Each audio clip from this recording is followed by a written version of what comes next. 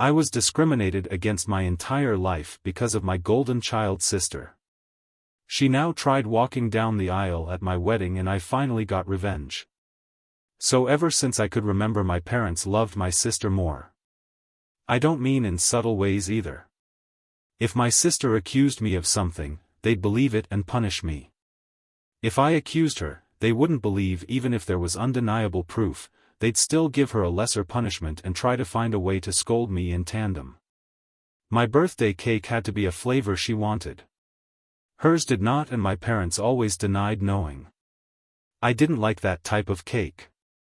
They always bought her a bit more than for me. We went to where she wanted, even if it was an event that should be about me. My sister grew up spoiled and didn't like me, just used me as a punching bag. But at first she mostly ignored me, but then it got really bad. When we were young teens, I'm not sure what the cause and effect are, but she found herself with no friends and her behavior got worse. Did her friends move? Did they ditch her because she was mean? I don't know, because we were never close and my parents loved to boast about her achievements but never, ever mentioned any issues. Whereas with me they loved to bring out any flaws of mine constantly as teasing material. I only knew she had none because we went to the same school and I noticed her no longer walking around with people. Anyway, she had no friends. I did. I used to be decently popular. My sister realized that and suddenly I stopped being the occasional punching bag to a hated person she needed to take down at all times. She started accusing me of more stuff. She accused my friends of more stuff. My parents stopped allowing me to hang out with anyone. The excuses ranging from "they're not good people according to your sister" to "why are you trying to leave us? Why can't you be like your sister and enjoy family time?" What saved me from complete isolation was extended family. Most of my family lived in the same hometown and I got along with my cousins despite some age difference. At one gathering, they invited me over to something. I don't remember what, and I sadly replied I'm not allowed to go anywhere. When asked why, my kid self with no filter replied that it was because I wasn't allowed to a friend since my sister didn't have any.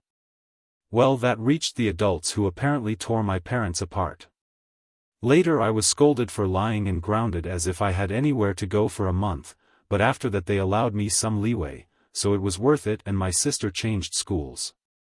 I guess the humiliation of extended family knowing her social status was bad and she demanded to be changed, and my parents immediately obliged even though it cost them more since the school was further away. But she made friends on the new school. However, she never went back to the previous status quo of mostly ignoring me. I guess having felt the power of how badly she could screw with me and anger that I told family she had no friends, she never let me go. My life was still bad. Her friends would come over and bully me, and my parents called it light teasing.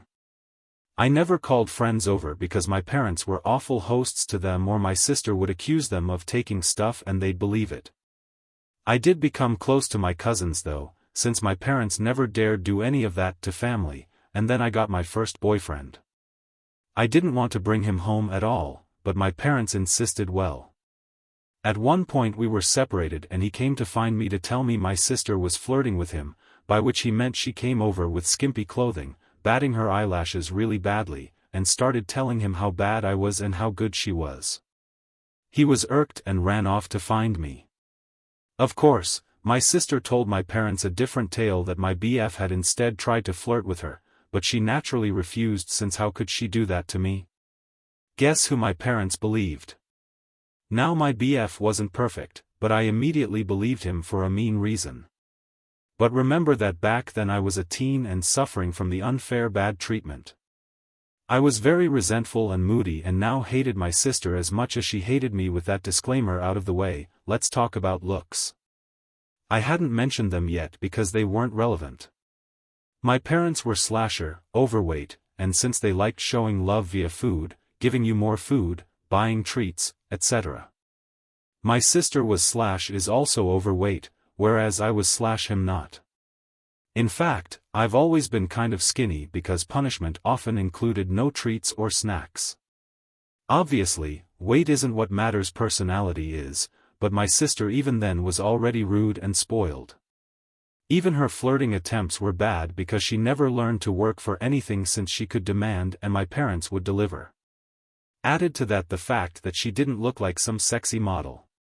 Even my self-conscious teen self didn't believe my BF would try and cheat on me with her.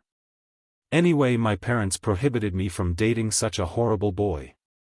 I did try to keep going in secret, but it was hard and the relationship ended. I did get another, but again my sister accused him of flirting with her. When he refused her advances again, my parents believed her. I tried pointing out how this happened again, but they decided that meant I was incapable of making good choices and kept picking bad boyfriends. The relationship couldn't handle the Romeo-Juliet situation and fizzled out again. I would eventually get called a slut in high school as I was fine with making out with boys and such, but refused to have relationships. Thankfully it never got back to my sister or parents. My sister did bring one boyfriend home. During all this time he was paraded with pride and my parents spent every second telling me how good he was. And why couldn't I be like my sister and find myself someone like that until he stopped showing up and suddenly he was conniving bastard that trick. My sister, oh well, and the unequal treatment continued. At this time she had more spending money, her curfews were much better than mine. She was free to go anywhere at any time while I couldn't. If I pointed it out, my parents would say it's because she's older. But when I reached that age, I still didn't have the same treatment she had, and when pointed out they deny they ever said that. Her claim it was because I couldn't be trusted, like she was using my sister's accusations against my BF and friends as proof of my bad judgment. Time goes by and it's time for my sister to graduate. She was accepted into a college, not a very well-regarded one, and she had no scholarship or anything again because only her achievements were told to me. I don't know which colleges she even tried for, so I can't say how badly she was rejected. I do know her grades were bad in school, though, because whenever she got to B, we would celebrate. I would usually get good grades, but my parents refused to celebrate, claiming, since I always got those, what was there to celebrate? My parents naturally made a lot of fanfare and told her they'd pay for everything.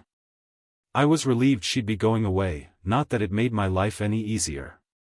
She'd always come home every other weekend and somehow stuff kept missing from her room or some other issue she'd think of to make my life miserable. My curfews were still strict, etc. Eventually my mom came to talk to me about my impending graduation.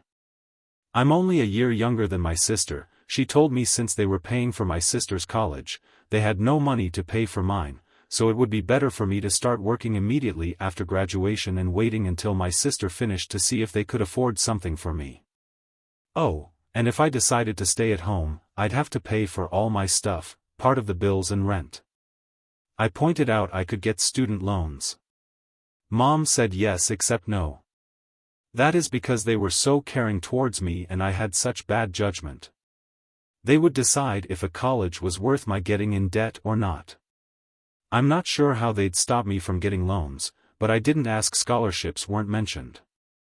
They had no idea what my grades were anymore and never believed in my capabilities anyway. I didn't bat an eyelid. I simply said, okay. My mom clearly didn't expect that and kept pushing.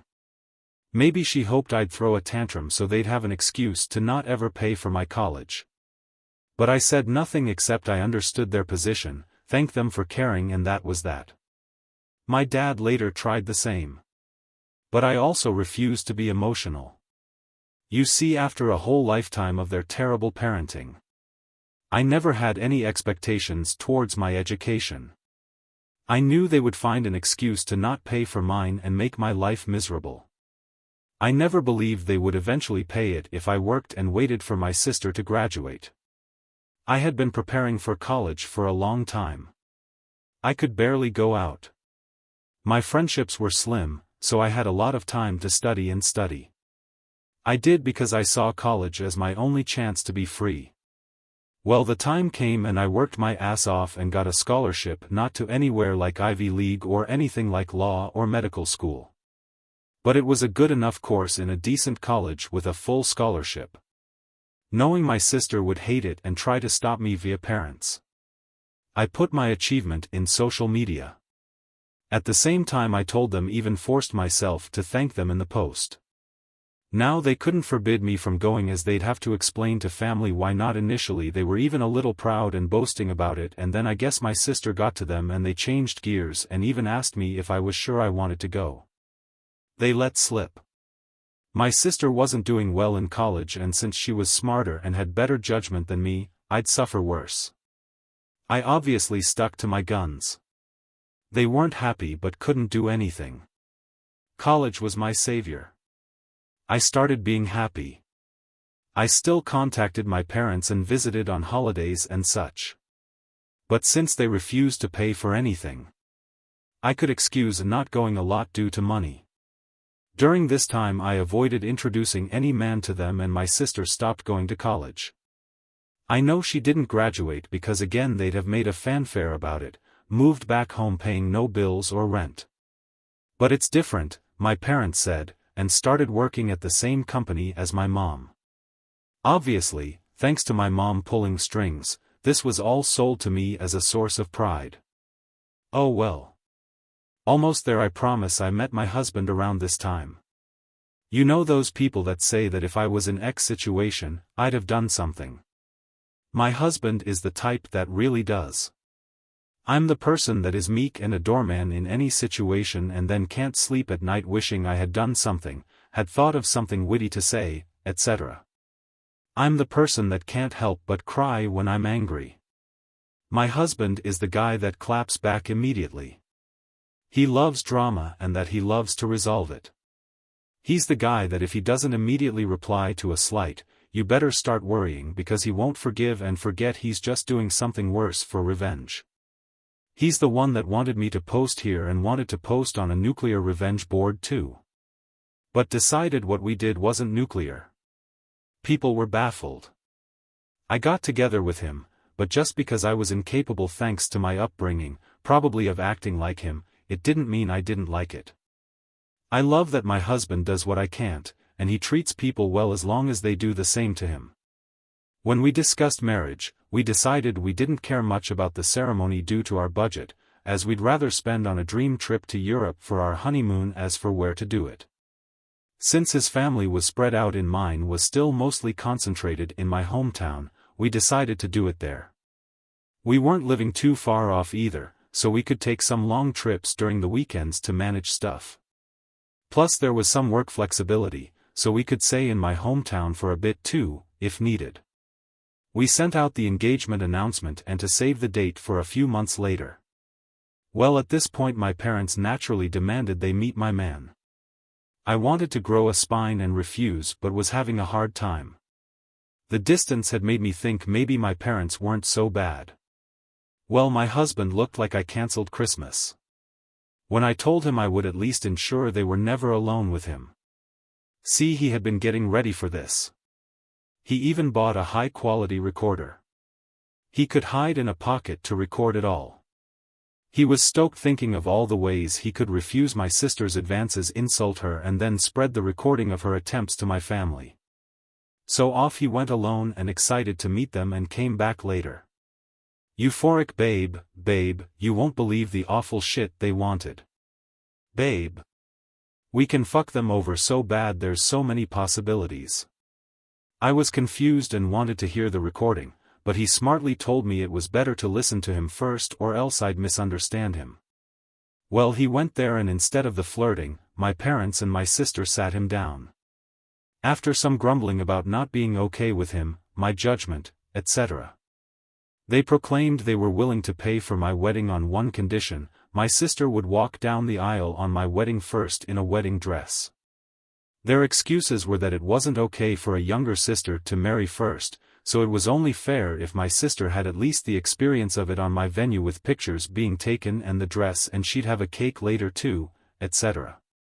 My husband will now type his part. Hey, vengeful husband here. Hell hath no fury like a pro-revenge / instant karma / nuclear revenge lurked when his beloved is scorned. That said as much as my wife she's my wife now, paints me as this quick-witted dude.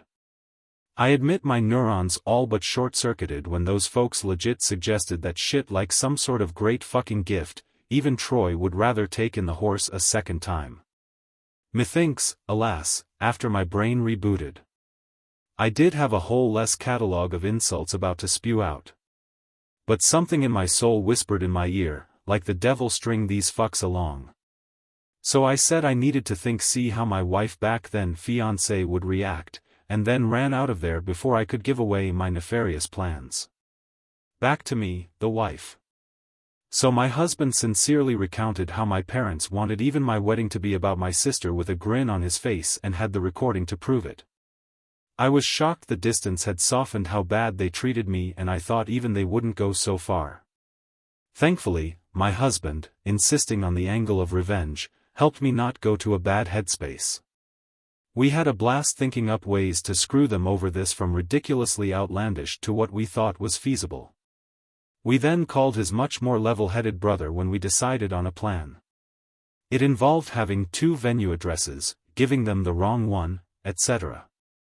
Well, level-headed brother scolded us for it. While he acknowledged he would never be able to convince us from retaliation, he at least showed us something like that would be hard to pull off. Some of our other ideas were also at danger of getting sued.